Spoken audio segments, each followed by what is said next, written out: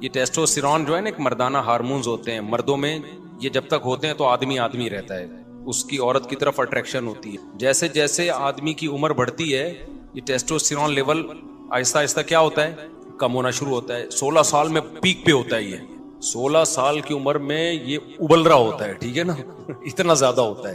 16 سال کے بعد آہستہ آہستہ کم ہوتا ہے. 16 سال کی عمر میں بہت پیک پہ ہوتا ہے یہ، تبھی شہوت سے بھرا ہوا ہوتا ہے. نائٹ فال 2 دفعہ لڑکوں کو ہوتا ہے 16 سال کی عمر میں.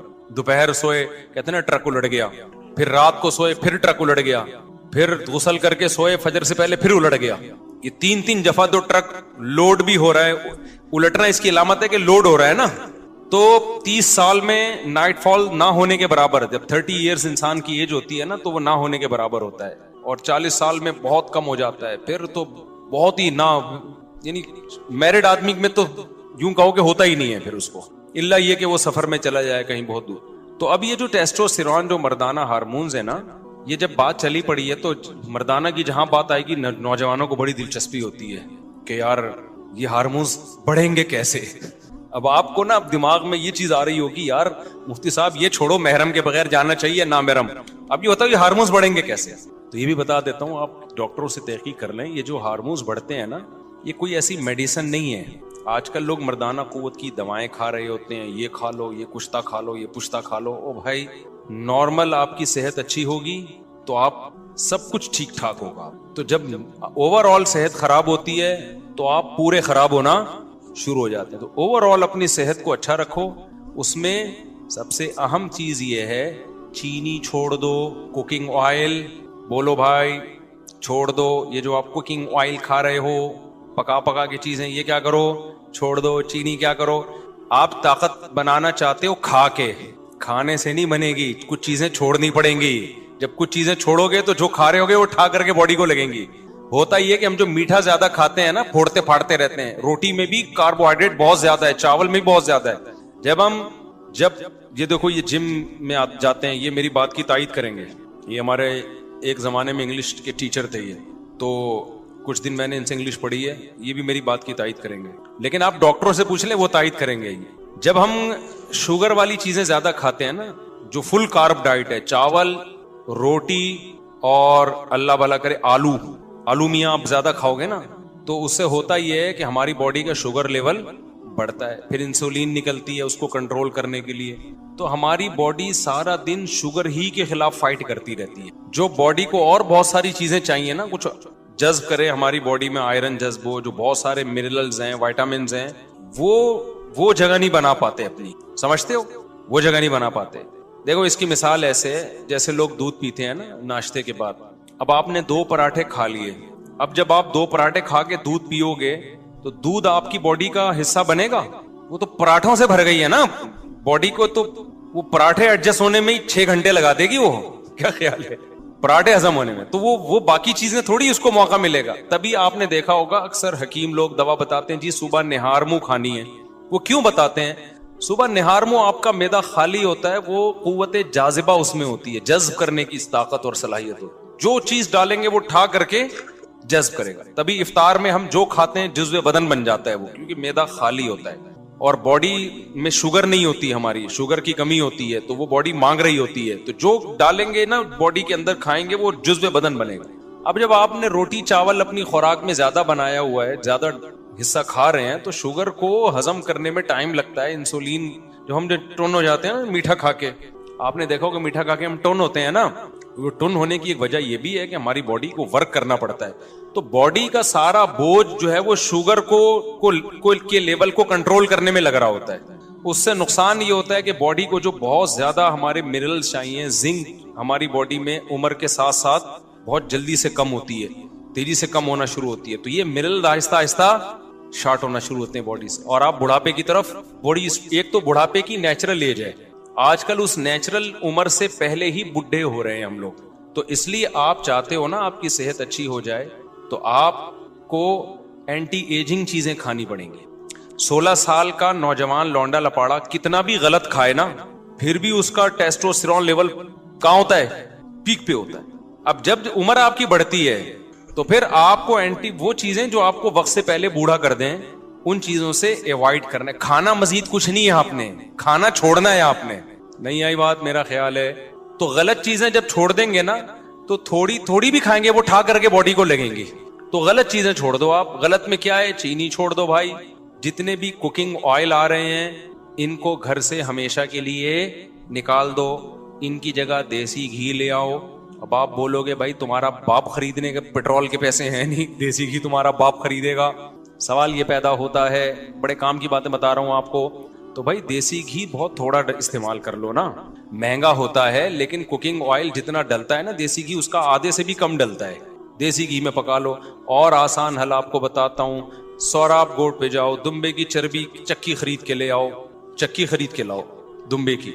اس میں بڑے منرلز ہوتے ہیں بہت سارے جو ہماری باڈی کو چاہیے نا, اس میں ہوتے ہیں وہ چکی میں. آپ نے کیا کرنا ہے, چکی کو تھوڑا تھوڑا ٹکڑے کر کے ہانڈی میں, اسٹیل کی دیگچی لے لو کیونکہ سلور کے برتنوں میں نہیں پکانا چاہیے چیزوں کو.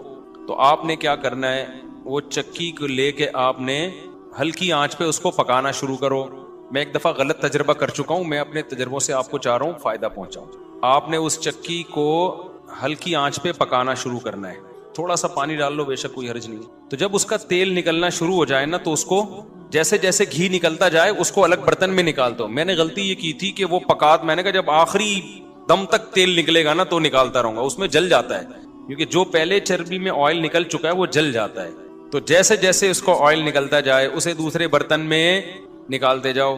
پھر آخر میں جب آپ کو لگے گا نا یہ جلنے لگی ہیں بوٹیاں تو پھر چھوڑ دو اس کو. تو وہ جو تیل نکلے گا, وہ جو گھی نکلے گا, اسے اپنے وہ آپ کسی ٹھنڈا کر کے اس کو سیو کر لو.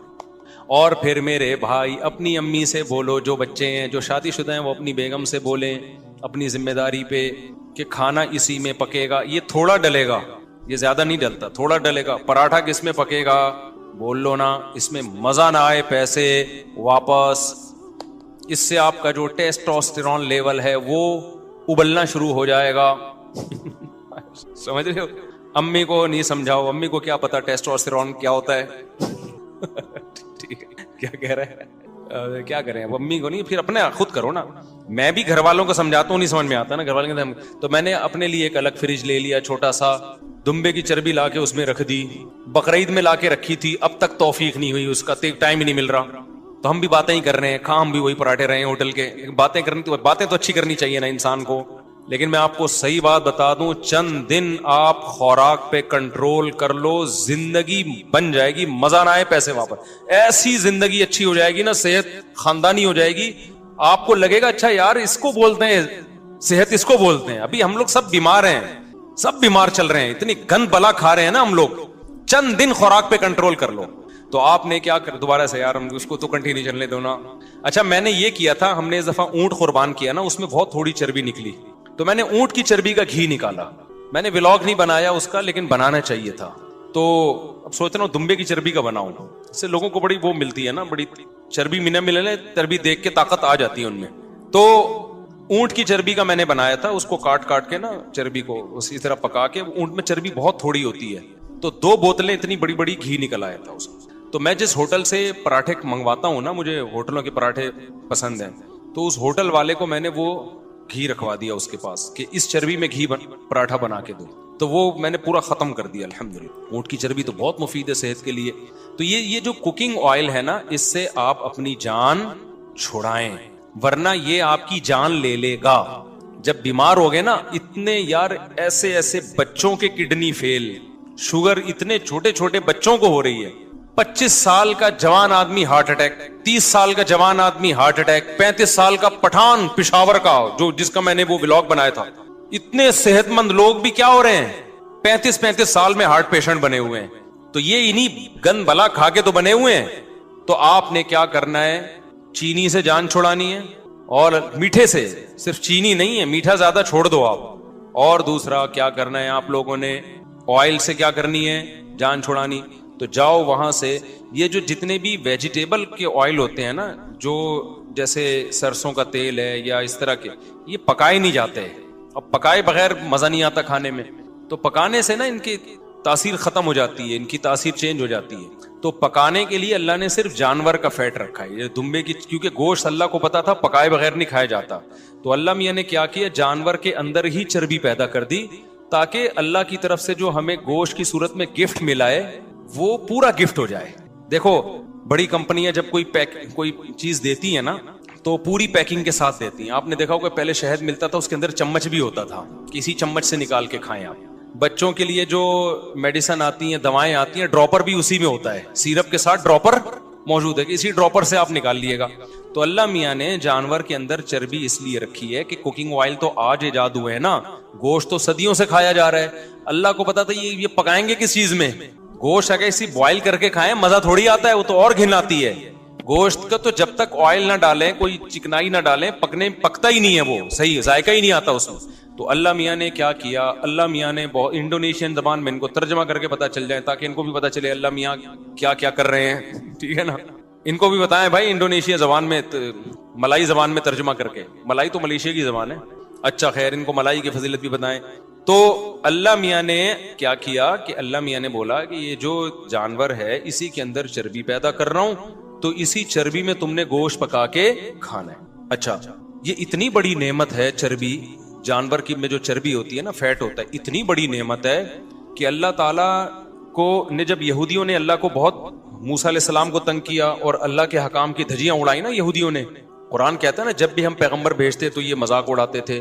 تو اللہ میاں نے یہودیوں سے کہا کہ تمہاری توبہ قبول ہوگی اس وقت کہ میں تم پہ کچھ چیزیں بطور سزا کے حرام کر رہا ہوں. اب تمہاری توبہ تو قبول ہوگی لیکن دنیا میں سزا ملے گی. تو اللہ میاں نے کیا کہا, یہودیوں پر جانوروں کی چربی حرام کر دی.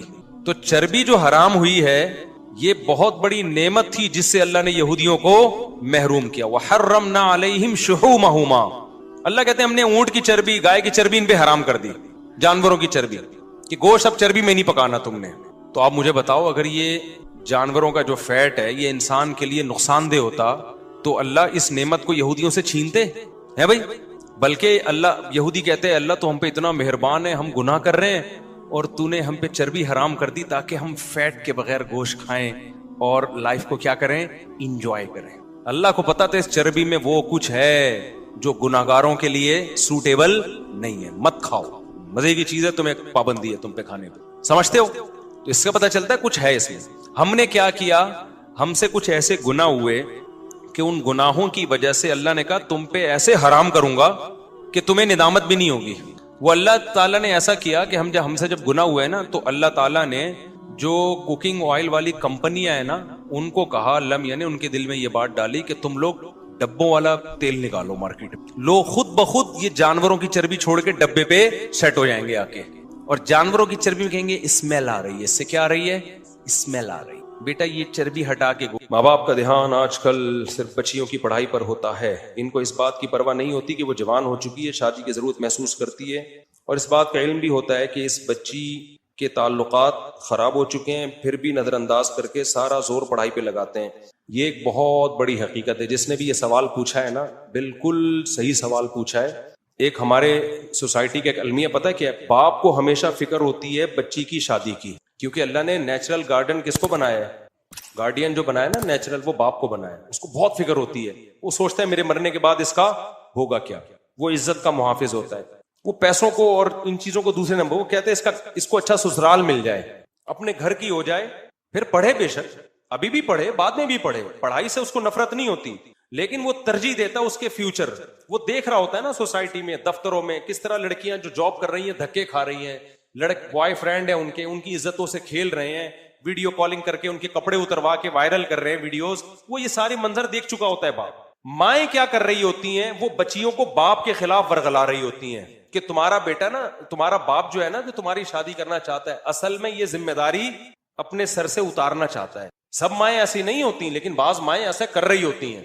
اصل میں اس کو تو فکر ہے جلدی سے کھلانا مشکل ہے نا, بچے پیدا تو کر لی, اب یہ چاہ رہا ہے جلدی سے نکلو, تو باپ کی باتوں میں نہیں آنا. بیٹا ایجوکیشن کو فوکس کرو, کل سسرال میں حالات خراب ہو گئے, ایک تعلیم ہوگی تو وہ تعلیم تمہارے کام آئے گی. سسرال میں حالات خراب جب ہوں گے جب سسرال فیوچر میں ملے گا اس کو, جو آپ کا اسٹائل ہے اس کو فیوچر میں سسرال ملنے کا آپشن بہت کم رہ گیا اس کے پاس.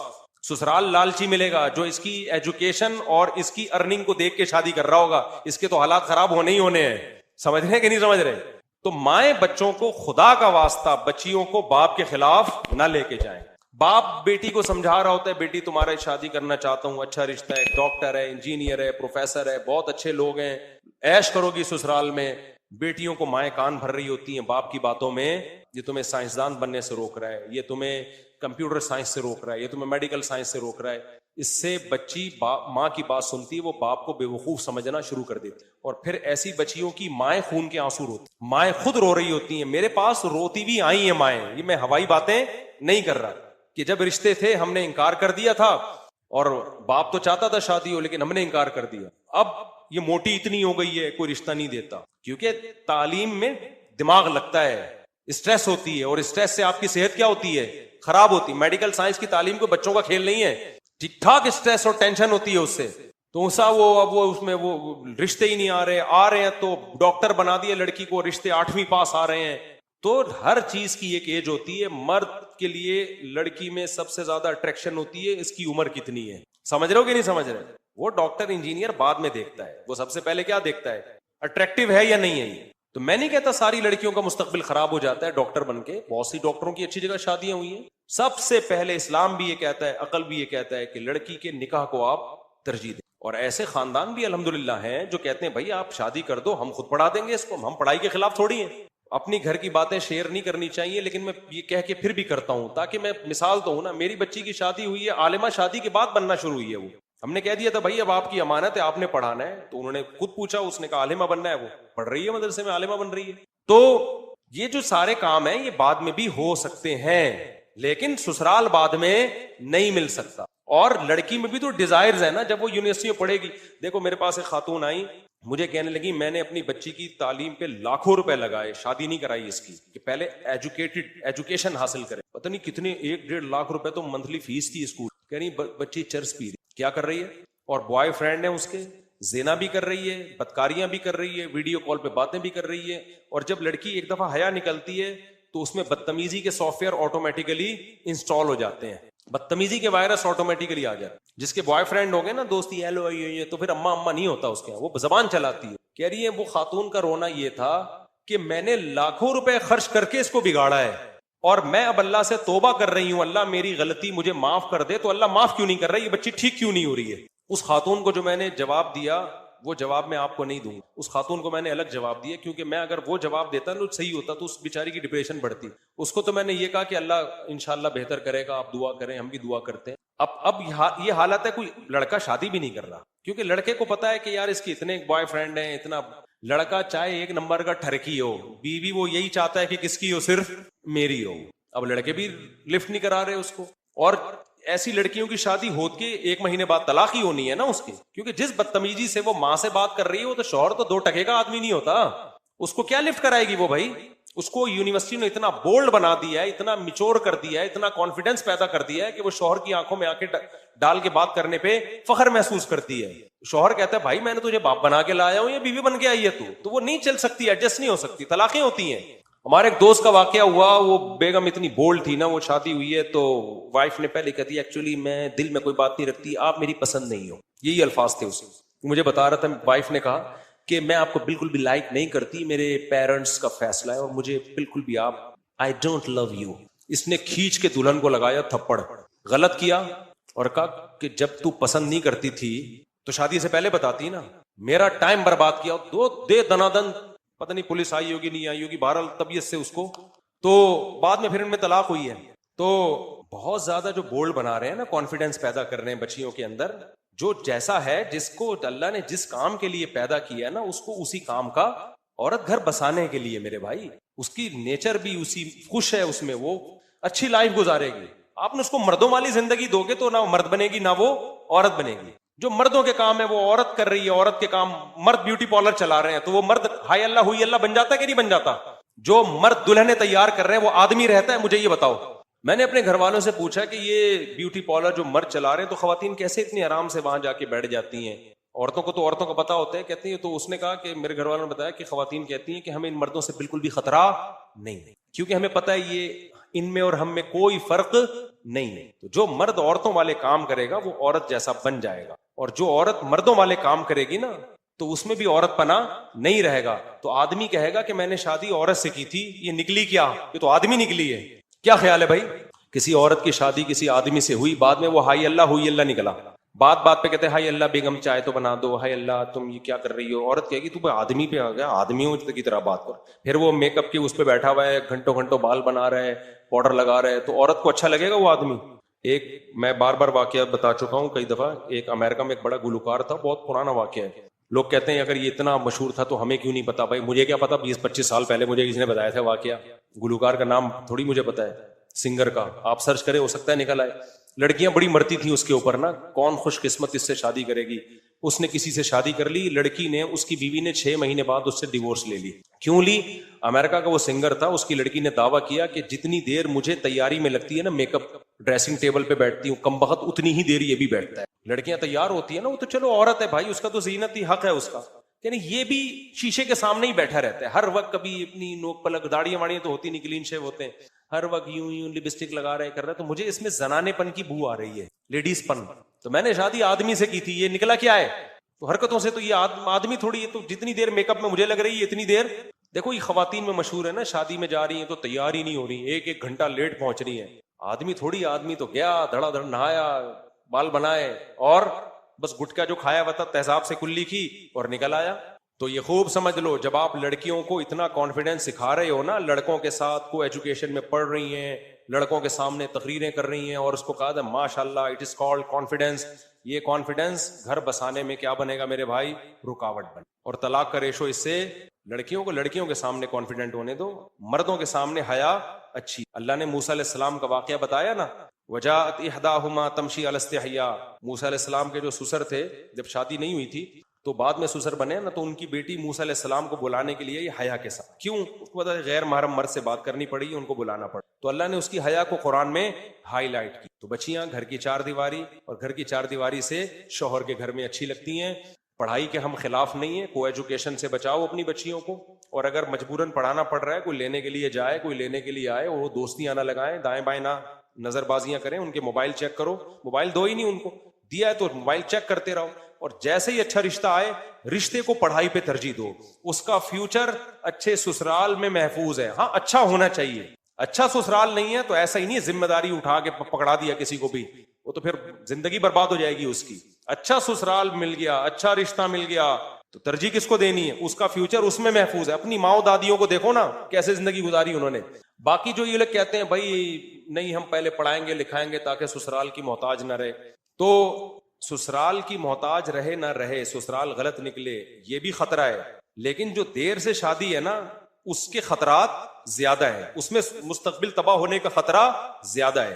اور میں ماؤں سے کہتا ہوں, خدا کے لیے اپنی بیٹیوں اپنے بیٹوں کو باپ کے خلاف نہ ورگلایا کرو, اس سے نہ وہ باپ کا رہے گا نہ ماں کا رہے گا. یہ جو مائیں کہہ دیتی ہے نا کہ بیٹا تمہارے باپ کو کیا پتا, تمہارا باپ تو بس تم چاہتا ہے جلدی جلدی شادیاں کرے تاکہ اس کی ذمہ داری ختم ہو, حالانکہ باپ یہ نہیں چاہتا. باپ تو بیٹیوں کو چاہتا ہی نہیں ہے گھر سے رخصت کرے, بیٹیوں سے باپ کو اتنی محبت ہوتی ہے. کون سا باپ ہے جو چاہتا ہو میری بچیاں گھر سے جائیں؟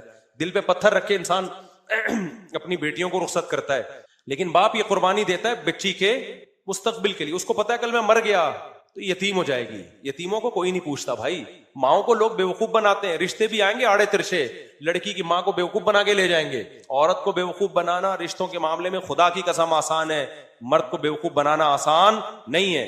عورتیں میری ان باتوں پہ غصہ کرتی ہیں, لیکن میں ریئلٹی بیان کر رہا ہوں. ہم نے بہت سے رشتے دیکھے ہیں, لڑکا جب جاتا ہے نا لڑکی کا رشتہ لینے, ماں کو بیوقوف بنا دیتا ہے چکنی چپڑی باتوں سے. باپ کو تھوڑی بنانا آسان ہے, باپ تو خود بیوقوف بنا کے کسی کو لے کر آیا تھا.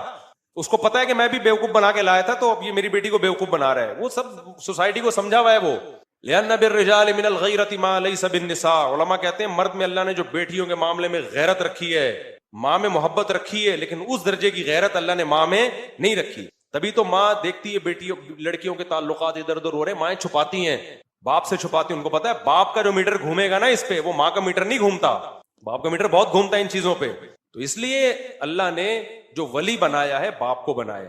تو عزت دار عورت کیا کرتی ہے, بچیوں کو کہتی ہے بیٹا تمہاری پڑھائی اپنی جگہ, لیکن باپ جب کوئی اچھا رشتہ بتا رہا ہے تو بیٹا باپ جو ہے وہ بچیوں کے خلاف کبھی بھی غلط نہیں سوچتا, بچیوں کے حق میں ہی سوچتا ہے. تو جو تمہارے فادر کہہ رہے ہیں, جو تمہارے ڈیڈی کہیں گے, جو تمہارے پاپا کہیں گے, جو تمہارے ابو کہیں گے, جو تمہارے بابا کہیں گے, اور پتہ نہیں کون کون سے ورڈ ہیں, آنے والے ہیں ابھی مزید.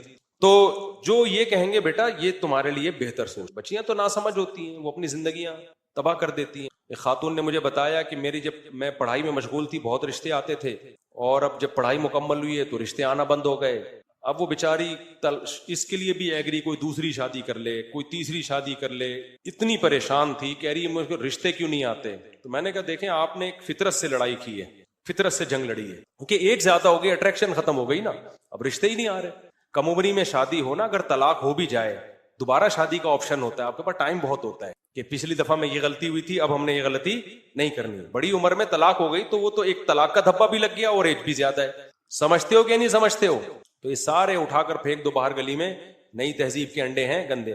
وہ جو اس خاتون کو میں نے مشورہ دیا نا, خاتون کو میں نے مشورہ دیا کہ آپ نے بچی کو اسکول میں پڑھایا, بگڑ گئی, اب آپ کہہ رہی ہیں میں توبہ کر رہی ہوں تو سیدھی کیوں نہیں ہو رہی ہے. اس کا اصل جواب یہ ہے کہ آپ اللہ کے حکم کو توڑتے ہو, اس کی تلافی ہو سکتی ہے توبہ کے ذریعے. فطرت کے اصولوں کو توڑتے ہو, توبہ کے ذریعے اس کی تلافی نہیں ہوتی. میں اس کی ایک مثال دیتا ہوں. کہیں کھڈے میں آگ جل رہی ہے, قریب میں ایک دیوار ہے, لوگ کہہ رہے ہیں اس دیوار پہ چل کے مت چلو, سلپ ہو گئے تو سیدھا آگ میں گرو گے. آپ کہہ رہے ہو کوئی سلپ نہیں ہوتا, میں بیلنس قائم رکھوں گا, لیکن سلپ ہوئے, آگ میں گر گئے. گرتے ہی آپ کو خیال آیا مجھ سے گناہ ملے گا نا آپ کو, اس پہ کیا خیال ہے بھائی, آپ نے کیوں رسک لیا, گناہ ملے گا نا. آپ کو خیال ہے اے اللہ میں نے بہت بڑا جرم کیا, آئندہ میں ایسے بھی احتیاطی نہیں کروں گا, مجھے معاف کر دے. اللہ کیا کرے گا آپ کو, معاف. پھر آپ کہو اے اللہ مجھے اس آگ سے بھی نکال دے, اللہ کہے گا نہیں, گناہ معاف کر دیا, آگ میں جو گرتا ہے نکلتا نہیں ہے. تو کہ ابراہیم علیہ السلام تھوڑی تجھے آگ سے نکال دوں. کیوں؟ آگ میں گرنا یہ آپ کی فطرت سے لڑے ہو, آپ فطرت سے لڑ لیے نا. تو دنیا کا جو نقصان ہونا ہے, جو نیچر سے لڑ کے آپ نے نقصان کیا ہے, نیچر آپ کو معاف نہیں کرے گی, جلو گے آگ میں. توبہ ہاں یہ ہے کہ آخرت میں سزا نہیں ملے گی, آپ دنیا کا جو نقصان ہونا تھا وہ ہوگا. آپ نے اپنے بچوں کو بورڈ اسکولوں میں ڈال دیا نا بگاڑنے کے لیے, کو ایجوکیشن میں, پھر لڑکیوں کے نام موبائل چیک کر رہے ہیں اور وہ کانفیڈنس سیکھ رہی ہیں, تو پھر وہ چرس پینا وہ شروع کریں گی. ان کے پروفیسروں سے تعلقات, اگر نگرانی نہیں ہو رہی, اس کا ساری ایسی نہیں ہوتی لیکن امکان ہے. لیکن جب بگڑ گئی تو آپ توبہ کرو گے, جو آپ نے بگاڑا ہے نا اس بگاڑنے کا گناہ معاف ہوگا. لیکن نیچر سے جو بغاوت کی, اس کی جو دنیا میں سزا ملنی تھی وہ سزا سمجھتے ہو کہ نہیں سمجھتے. جیسے آپ کی بندوق میں گولی تھی, آپ کو پتہ نہیں تھا, چلا دی اور چل کے آپ مرنے لگے, تو آپ کو احساس ہو رہا ہے اللہ میں نے جرم کیا, بے احتیاطی کی, معاف کر دے. معاف کر دے گا اللہ, معاف کر دے گا, سزا نہیں ملے گی آخرت میں. لیکن گولی معاف, گولی یہ نہیں کہے گی کہ چلو میں ریورس ہو جاتی ہوں چونکہ غلطی سے. تو جب آپ اپنے بچوں کو ایسا باپ کے خلاف ورغلاتی ہیں مائیں کہ تمہارا باپ ایسا, تمہارا باپ ویسا, یہ نیچر سے لڑ, جو اصل اس کا سرپرست تھا آپ نے اسی کی عظمت دل سے نکال دی. اب اس کا رزلٹ یہ نکلے گا کہ بچی بگڑے گی, اب وہ بدتمیز بنے گی, اب وہ نہ باپ کی مانے گی نہ وہ ماں کی مانے گی, اور شادی ہو گئی تو شوہر کی بھی نہیں مانے گی, نہ سسرال کی مانے گی. اب وہ باغی بن چکی ہے. سب سے بڑا رشتہ تو باپ کا ہوتا ہے, اسی کو نہیں مانا تو اب آگے کس کو ماننا ہے اس نے. اب وہ ساری زندگی بغاوت, بدتمیزی. تو اس لیے بھائی یہ نیچر سے مت لڑو. ہاں کوئی باپ ہی چرسی ہو, خدا نخواستہ شرابی ہے, 2 نمبر باپ ہے, وہ ایک الگ چیز ہے. بعض باپ برے ہوتے ہیں, برا باپ ہے تو ایک الگ بات ہے. نارمل باپ, آپ جیسے شریف شرفا جو بیٹھے ہوئے ہیں, نارمل باپوں کی بات کر رہا ہوں, تو ماں کو ان کے خلاف, باپ کے خلاف کبھی بھی نہیں لے جانا چاہیے بچے کو, اور باپ کو بھی نہیں لے جانا چاہیے ماں کے خلاف لے کے جائیں. لیکن آرڈر کس کا چلے گا؟ آرڈر گھر میں باپ کا چلے. ایک دفعہ ایئرپورٹ پہ خاتون نے پوچھا کہ بھئی ہمارے شوہر جو ہیں وہ 1 سال کے لیے ملک سے باہر رہتے ہیں, تو ہمارے لیے یہ تو نیچرل ہے نا. وہ کہتے ہیں ہمیں پھر برائی کے خیالات آنا شروع ہوتے ہیں. تو انہوں نے کچھ سوال پوچھے, وہ حیا کے خلاف ہیں, میں اس کو نہیں یہاں ڈسکس کر سکتا. میں نے ان سے کہا میاں کے علاوہ آپ کے پاس کوئی راستہ نہیں ہے اپنی خواہش پوری کر. تو وہ کہنے لگے پھر ہم کیا کریں, میاں بھی مجبور ہے. وہ کہہ رہے میں کیسے, اور اپنے ساتھ رکھ نہیں سکتا میاں, کیونکہ جو ہے وہ اس کے پاس اتنی تنخواہ نہیں ہے کہ بیوی کو رکھ سکے. تو چند کیس ایسے ہوتے ہیں. اصولی طور پر تو میاں کو چاہیے اللہ پہ توکل کرے, غریب بھی ہے نا اپنے ساتھ اپنی بیوی کو رکھے. کوئی بات نہیں, میاں بیوی دونوں روکھی سوکھی مل کے کھا لیں گے, کم پہ گزارا کر لیں گے. جو بیویوں کو چھوڑ کے 1 سال 2 سال کے لیے باہر جاتے ہیں, یہ شریعت میں بالکل پسندیدہ نہیں ہے. اللہ نے بیوی کو صاحبہ کہا ہے, ساتھ رہنے والی, ساتھ رہنے والی. مجھے وزیر آباد میں 1 مہینہ رہنا تھا, یہ بات ہوگی 2006 یا 2007 کی. انہوں نے کہا کہ 1 مہینہ آپ نے یہاں اسٹے کرنا ہے. بیانات کے سلسلے میں نا مسجد 1 مہینے کے لیے میرے حوالے کی تھی. تو میں نے کہا بھائی میں تو بیگم کے بغیر 1 مہینہ نہیں رہ سکتا. بچے بھی تھے میرے, تو میں نے کہا 1 مہینہ میں نہیں رہ سکتا, مجھے بیگم بچے چاہیے, ان کا بھی ٹکٹ دو تو میں یہاں رہوں گا, ورنہ نہیں رہوں گا. تو انہوں نے پھر بیگم بچوں کا بھی ٹکٹ دیا. گھر والوں کے ساتھ رہ لیتے ہیں آدمی تمیز سے, ورنہ بیگم کے بغیر ہمارے لیے تو بڑا مشکل ہے اتنا لمبا عرصہ رہنا. مجبوری میں رہنا پڑتا ہے تو ایک الگ بات ہے, لیکن ہے مشکل کام. چاہے کتنے بھی آدمی کے میاں بیوی میں جھگڑے ہو نا, نہیں رہ سکتا بھائی. تو 1 سال کے لیے پتہ نہیں کیسے